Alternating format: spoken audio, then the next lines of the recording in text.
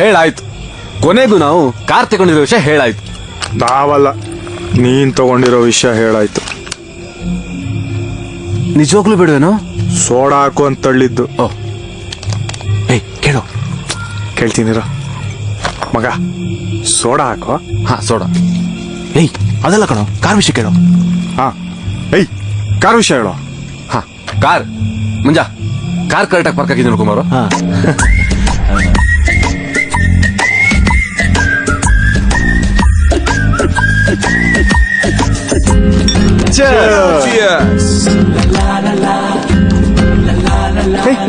ಬಾರು ಕೂತ್ಕೊಳ್ಳೋ, ಯಾಕೋ ನಿಂತೇ ಇದೆಯಾ?